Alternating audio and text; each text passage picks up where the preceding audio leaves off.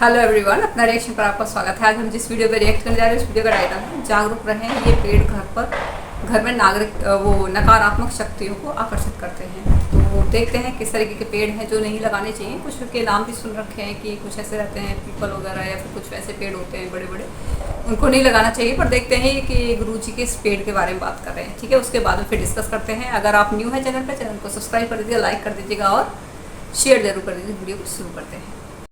जहां भी ऐसा जीवन हो जो बहुत कम सांस लेता हो, उदाहरण के लिए इमली का पेड़, ऐसी चीजें घर में लाकर लोग खुद को भारी नुकसान पहुंचा सकते हैं।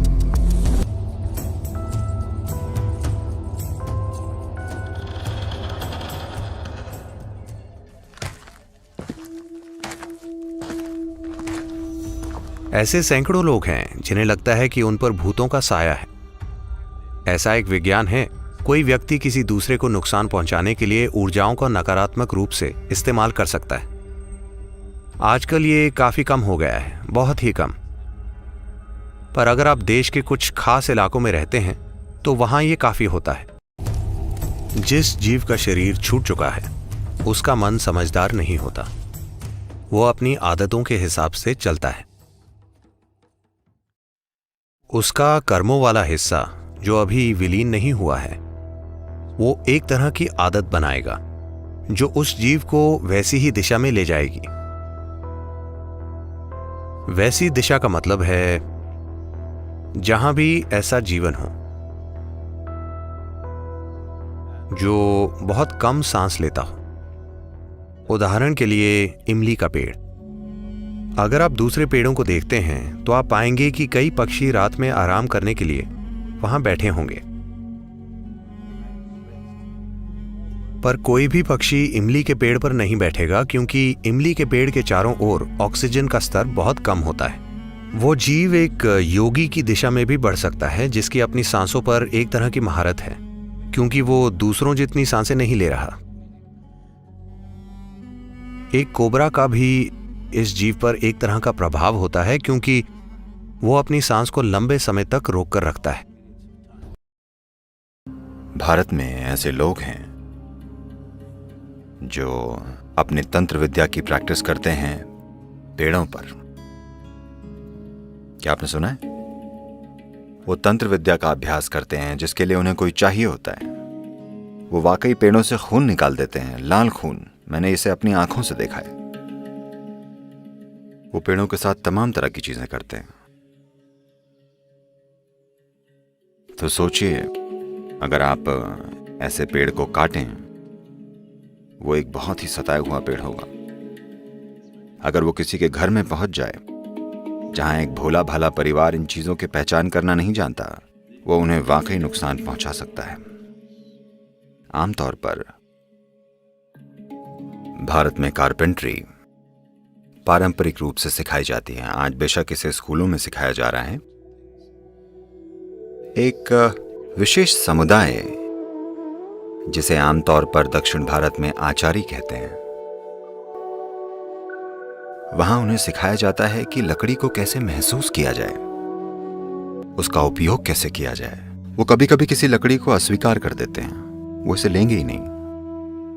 अब ऐसा नहीं होता क्योंकि पैसे जरूरी हैं। अब लकड़ी का हर टुकड़ा हर चीज में डलता है, ठीक है। और अब सब प्लाईवुड है, आपको पता ही नहीं चलता कि इसमें क्या पड़ा है। वरना अगर आप पारंपरिक आचारी के पास जाएं और आप कहें मैं इसका इस्तेमाल मान लीजिए मेरे पूजा रूम या प्रार्थना रूम में करूंगा, तो वो कहेगा नहीं, ये लकड़ी नहीं चलेगी, मुझे दूसरी लकड़ी चाहिए। अगर कोई कहे इस लकड़ी से मैं बच्चे के लिए पालना बना रहा हूं, वो कहेगा नहीं, इस लकड़ी से बच्चे का सामान नहीं बनाऊंगा। इस तरह वो चुनते हैं, वो लकड़ी को महसूस करने में विशेषज्ञ बन जाते हैं। पर वो सब अब रहा नहीं। मैं कहूंगा कि 90% तक अब नहीं रहा, अफसोस। 20-30 साल पहले, करीब 30 साल पहले जब मैं कंस्ट्रक्शंस में था, तब ऐसा होता था। अब होता यह है कि सब काट कर पैक कर दिया जाता है, कोई परवाह नहीं करता।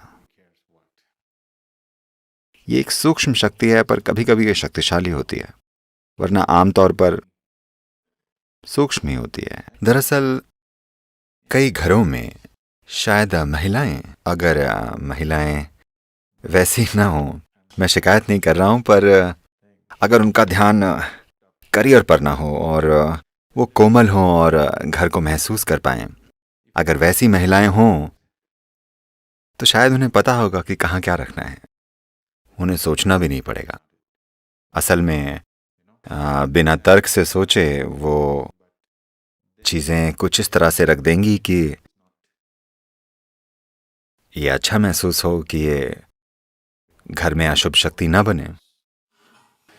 मुझे यकीन है कई महिलाएं इन चीजों के प्रति संवेदनशील हैं, शायद वे इस बारे में सचेत ना हों। काफ़ी इंफॉर्मेटिव वीडियो थी ये, और काफ़ी मतलब आप ये कह सकते हैं कि इस तरीके की वीडियो, मतलब इस तरीके की नॉलेज हर किसी को होनी चाहिए। तो जब ऐसी वीडियोस को देखते हैं तो एक चीज़ तो समझ में आती है कि जो भारतीय संस्कृति थी, जो यहाँ का कल्चर था, वो ऐसे ही नहीं था।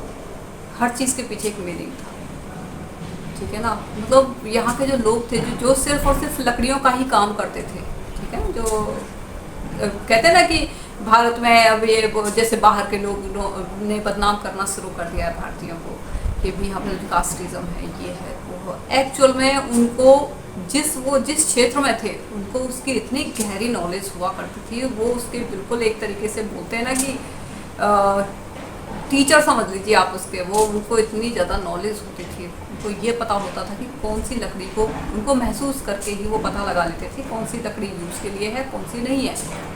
और वेस्टर्न कल्चर की तरफ मूव कर गए, उन्होंने खूब बदनाम किया हमारे कल्चर को, ठीक है। हमारी संस्कृति को खूब जितना वो सर्वनाश कर सकते थे ना, उन्होंने किया, और वो सक्सेस भी हो गए। आज हम किसी भी तरीके के कोई भी फर्नीचर उठा के ले आते, कभी नहीं देखते कि किस लकड़ी का बना हुआ है। थोड़ा बहुत देखते हैं।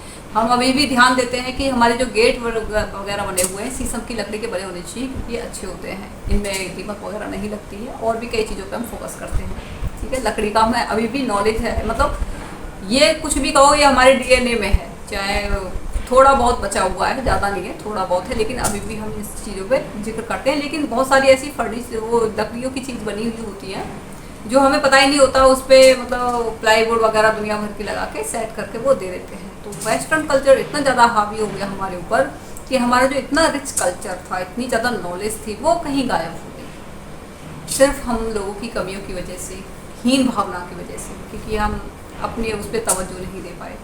बहुत बड़ी बात है इस चीज़ की कि हमारे जो सिर्फ लकड़ियों का काम करते थे, जो बड़ा ही बोलते हैं हम, उनको इस चीज़ के बारे में कितनी नॉलेज थी कि उनको ये पता था कि बच्चे का जो पालना है वो किस लकड़ी से बनना चाहिए। कहीं वो इमली की लकड़ी से तो नहीं बन गया, ठीक है। अब वो पूजा रूम है, पूजा रूम किस लकड़ी से बनना चाहिए, कहीं वो इमली की लकड़ी तो यूज़ नहीं हो रही उसमें। तो कितनी बड़ी बात थी, कितनी नॉलेज की बात थी ये। मैं तो मतलब सोच के बड़ा ही मतलब हैरानी भी होती है और प्रॉब्लम भी होता है कि कितने नॉलेजेबल लोग थे यहाँ पे।